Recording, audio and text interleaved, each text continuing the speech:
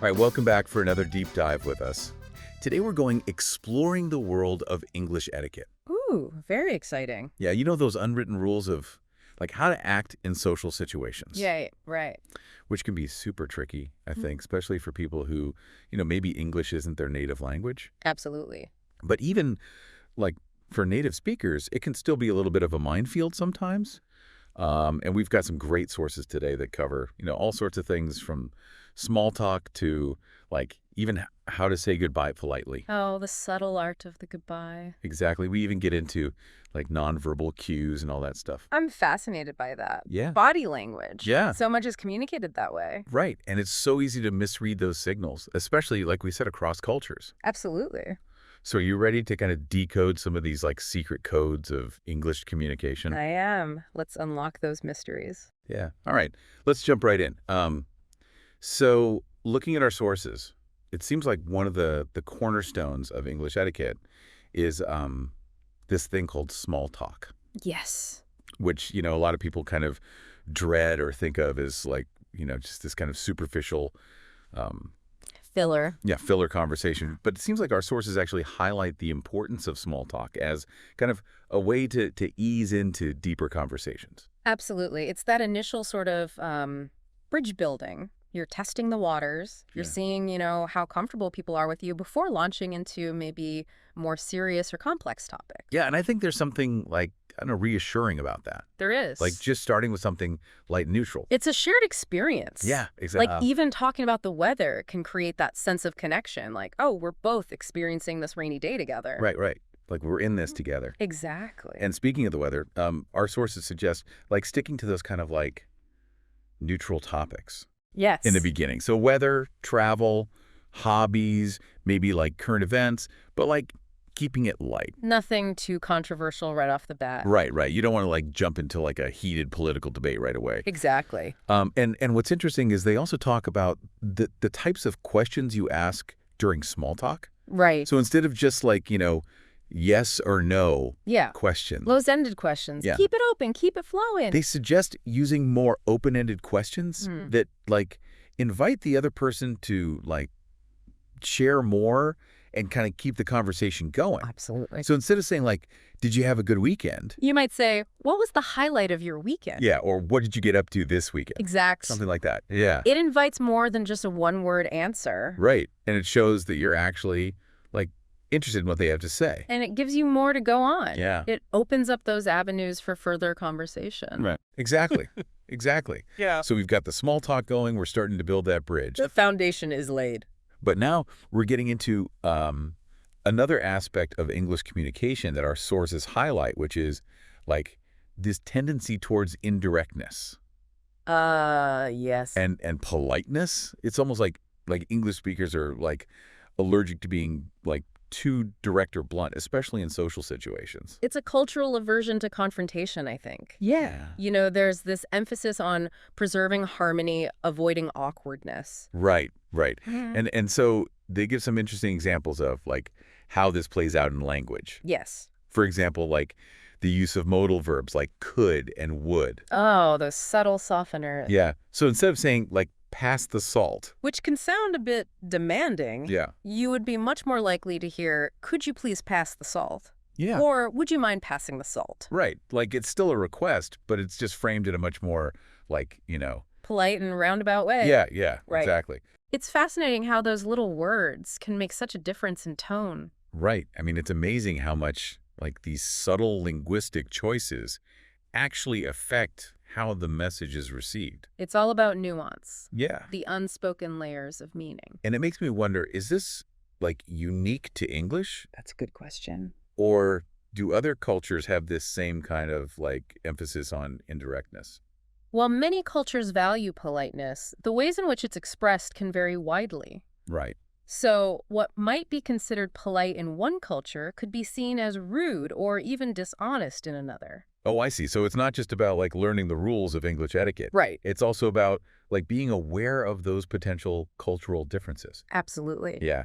So we've got the small talk, we've got the indirectness. Those subtle verbal cues. But what about the things we don't say? Ah, yes. The nonverbal realm. The nonverbal cues. Body language. Our sources like really emphasize the importance of this stuff. Things like personal space, Oh, that's a big one. eye contact, Yeah. body language. Like all of these things can like completely change the meaning of what you're saying. Or even speak louder than words. Right, right. And it's so easy to like misread these signals, especially like we said, across cultures. Absolutely. For example, the concept of personal space can vary dramatically between cultures. Oh, for sure. What might feel like a comfortable distance to one person could feel incredibly intrusive or distant to another. Yeah, like some people are huggers, some people are not. Exactly. And then there's eye contact.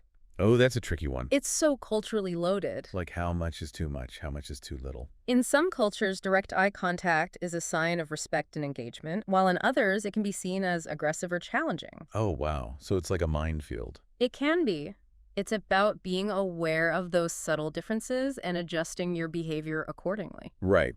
And I bet you have some like hilarious or maybe cringe-worthy stories. Oh, I'm sure we've all experienced those moments of miscommunication.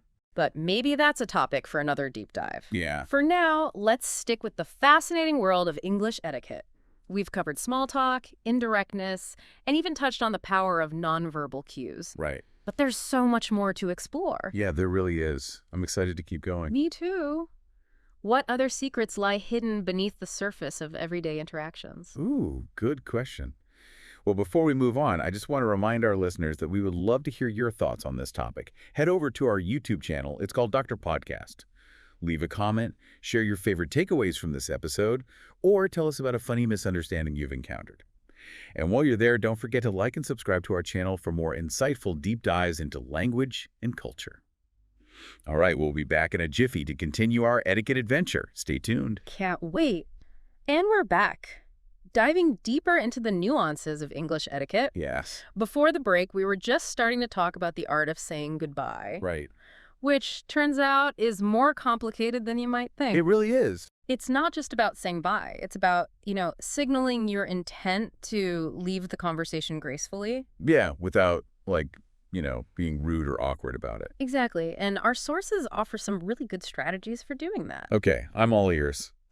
Because, honestly, I sometimes struggle with this. Me too. It's that fine line between, not wanting to cut someone off abruptly, Right. but also not wanting to, linger too long and make things awkward. Yeah, exactly. So what our sources suggest is first you want to signal your intent to leave, Okay. but you also want to express appreciation for the conversation. Right. So, not just, okay, gotta go. Exactly. That can sound a bit abrupt. Yeah. Instead, you might say something like, well, it's been so great talking to you.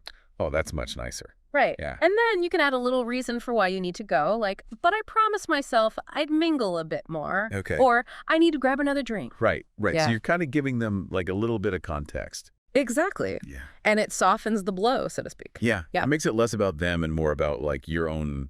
Your own little agenda. Yeah, exactly. I like that. And then they also talk about if you want to stay in touch with the person. Ah, yes. Leaving the door open for future interactions. Yeah, you can add, a little invitation. Exactly. So you might say something like, hey, let's connect on LinkedIn. Yeah. Or maybe we can grab coffee sometime. I like that. So you're, ending the conversation, but also kind of, hinting at the possibility of continuing it in the future. Precisely. It's that subtle art of, keeping those lines of communication open. Right. And it brings us back to that whole thing we were talking about earlier with the indirectness in English communication. Oh, yes, that cultural aversion to confrontation. Yeah. It's we're always trying to avoid, stepping on anyone's toes. It's all about preserving harmony, wouldn't you say? Yeah, I think so.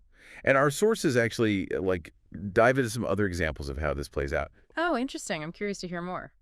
So they talk about, how English speakers use things like hedging, understatements, even humor. Humor, the great diffuser. Right. To kind of navigate, potentially tricky situations. I love that. So instead of saying, I completely disagree with you. Right, which could sound, really harsh. Yeah, very confrontational. You might hear an English speaker say something like, I'm not sure that's the best approach. Oh, that's much more diplomatic. Right. You're expressing your disagreement, but in a more subtle way. Yeah, and you're not, like, directly attacking the other person's idea. Exactly. It's about leaving room for discussion, you Yeah. know? And humor, like we said, can be a great tool for this. Like you might say something like, that's an interesting idea, but maybe it needs a little more time to bake. Yeah. It's like you're acknowledging their idea, but also kind of gently suggesting that it might need some work. Exactly. It's a way of giving constructive criticism without, crushing anyone's spirit. Right, right. I love that. And it makes me think about compliments, too. Oh, yes. Compliments can be a minefield in themselves. Because in some cultures, like, it's considered rude to not accept a compliment directly. You're expected to just say thank you and move on. Right. Right. But in English-speaking cultures, there's this tendency to, like, downplay compliments. We deflect. Yeah. We self-deprecate. Yeah, it's like this weird, like, self-deprecation reflex. It's almost like we're afraid of appearing arrogant or boastful. Yeah, I think that's part of it. So, like, if someone compliments your outfit, you might say something like, oh, this old thing, I've had it for ages. Or it was on sale. Right, right. Instead of just saying, thank you, I'm glad you like it. It's fascinating, isn't it? How even compliments can become this subtle dance of indirectness. It really is.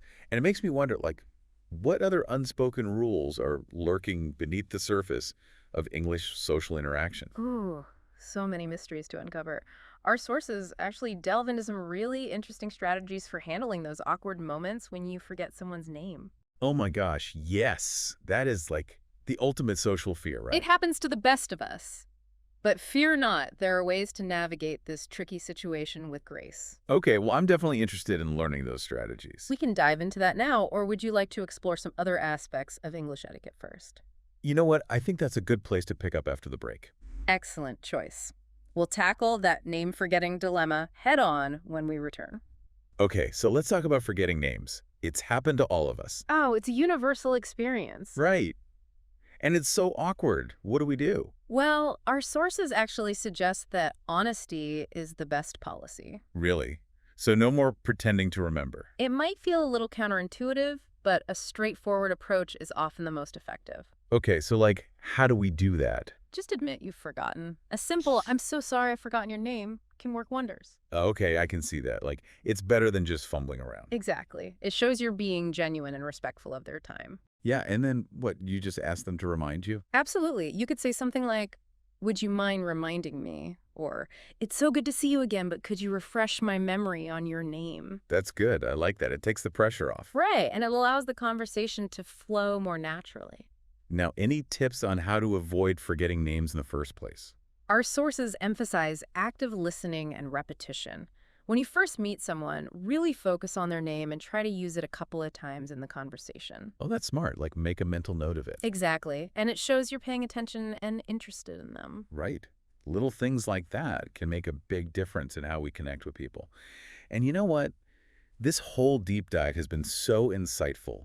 I feel like I've learned so much about navigating the complexities of English etiquette. I'm so glad to hear that. Remember, it's a journey, not a destination. True. The more you practice and observe, the more comfortable you'll become.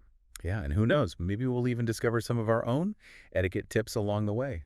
Exactly. It's an ongoing learning process. Well, sadly, we've reached the end of our deep dive into English etiquette. But the conversation doesn't have to end here. We'd love to hear from you. Yes. Head over to our YouTube channel, Dr. Podcast, and share your thoughts. Have you encountered any funny or surprising examples of English etiquette? What are your go-to strategies for those awkward social moments?